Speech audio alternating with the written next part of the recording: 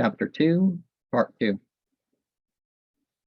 In Al-Hijra 605, or 1208 of the Common Era, he, Bahauddin Velid, began to preach against the innovations of the king and sundry of his courtiers, declaiming against the philosophers and rationalists, while he pressed all his hearers to study and practice the precepts of Islam. Those courtiers aligned him with the king, calling him an intriguer who had designs on the throne. The king sent and made him an offer of the sovereignty, promising to retire elsewhere himself. Baha answered that he had no concern with earthly greatness, being a poor recluse, and that he would willingly leave the country, so as to remove from the king's mind all misgivings on his score. He accordingly quitted Balkh with a suit of about 40 souls. A lot of the myths about the, there has to be a person with enough belief at every time, and they have 40 elders or something follow them. Certainly later Kabbalistic writings had this, but I'm not sure exactly where it started, but if it came from prophetic source after prophetic source into and preserved more amongst the mystic tradition, that makes sense too. After delivering a public address in the great mosque before the king and people, in this address he foretold the event of the Mongols, to overturn the kingdom, possess the country, destroy Balkh, and drive out the king, who would then flee to the Roman land, and there at length be killed.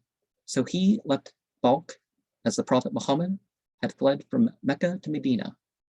And that's the point, the prophetic stories you refer. What lessons do they have in our life? What are the connections to what I'm doing? Otherwise, his son, Jalaluddin, was then 5, and the elder brother, Alauddin, 7 years old. The people everywhere on his road, hearing of his approach, are forewarned in dreams of his coming, flock to meet him and do him honor. Well, one of the 3 sources of dreams is that God sanctions angels and stuff to get the dreams, or some other true dream like that. Thus, he drew near to Baghdad. Here he was met by the great Sheikh Shahabuddin Umair Suhairvadi, the most eminent man of the place, deputed by the Caliph Mustazim to do him honor. He became the guest of the Sheikh. The Caliph sent him a present of 3,000 sequins, but he declined the gift as being money unlawfully acquired. He also refused to visit the Caliph, but consented to preach in the great mosque after the noon service of worship on the following Friday. The Caliph being present, in his discourse, he reproached the Caliph to his face with his evil course of life. Yeah, just because the person's taken a title or is in charge of religious people doesn't mean he's following the religion in terms of how he rolls. And warned him of his approaching slaughter by the Moguls with great cruelty and ignominy. The Caliph again sent him rich presents in money, horses, and valuables, but he refused to accept them. Before Bahauddin quitted Baghdad, intelligence was received there of the siege of Balkh, of its capture, and of its entire destruction with its 12,000 mosques by the Mongol army of 500,000 men, commanded by Genghis in person. There's, 4 different ways to say it, and I don't remember I think they're all wrong when you look at the Mongolian way to say it. The Chinese way is wrong, the Arab way is not the right way, and but anyways, in Al-Hijra 608, it's 1443 right now, but 608 included, was in 1211,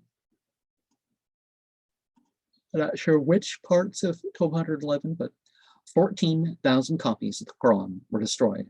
15,000 students and professors of the law were slain, and 200,000 adult male inhabitants led out and shot to death with arrows.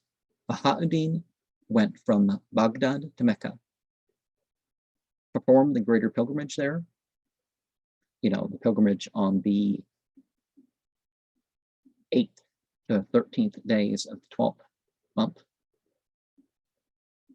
proceeding thence to Damascus, which in some Islamic sources is the 4th sacred city explicitly mentioned, that you can do pilgrimage to and that sort of thing. I mean, you can do other places, but that's given specific merit. And next to Malatia, Melatin on the upper Euphrates, where in Al-Hijra 614 or 1217 of the Common Era, he heard of the death of Genghis, the Seljuki Sultan. Alauddin Kaikubad was then sovereign of the land of Rome, Rum being Asia Minor, and was residing at Siwas,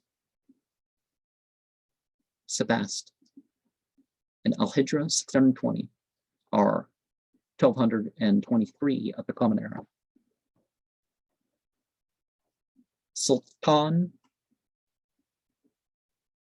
Jalaluddin, the dispossessed monarch of Khwarasmia, was killed in a battle fought by him in Azerbaijan.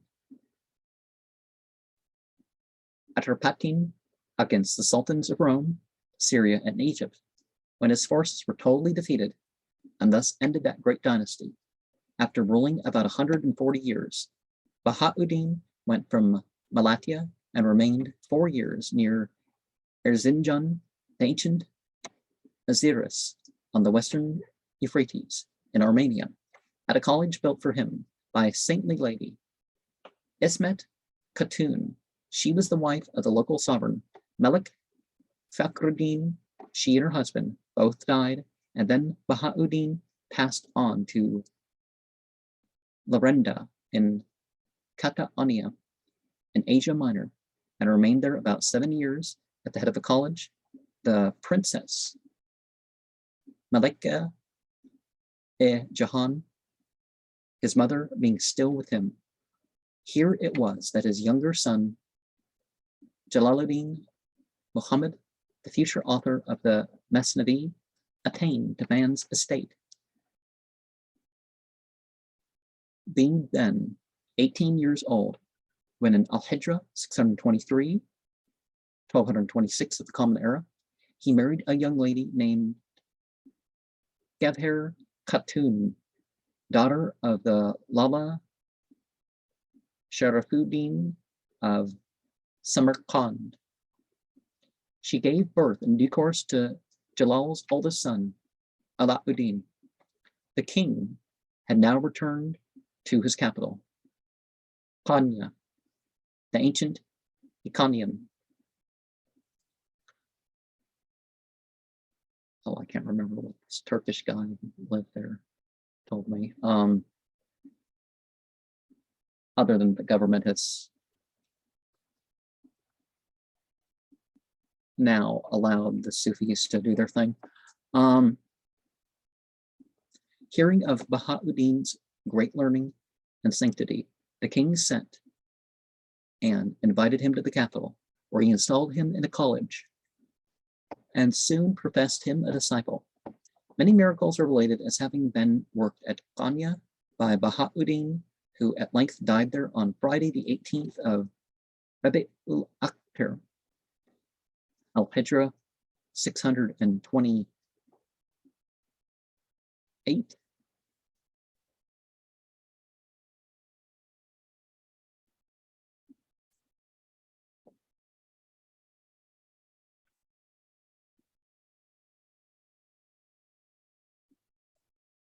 So that's that, the 4th month.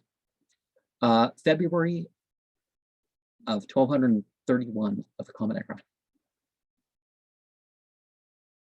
The Sultan erected a marble mausoleum over his tomb, contrary to Islamic law, which, diagonal across the hand, right, is the extent of your tombstone, on which this date is recorded. Many miracles continue to occur at this sanctuary. The Sultan died also a few years later in Al-Hijra 634, or 1236 of the Common Era. After the death of the king, Bahauddin Velid, and the acquisition of still greater fame by his son, Jalaluddin, who received the honorific title of Khudavendgar, Lord, the father was distinguished from the son.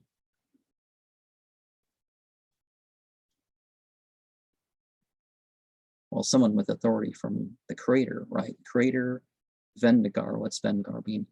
The father was distinguished from the son among the disciples by the customary title of Mevlana Buzurg, the greater or elder master. The traditions collected by Aflaki relating to this period vary considerably from one another on minor points of date and order of succession, though the main facts come out sufficiently clear.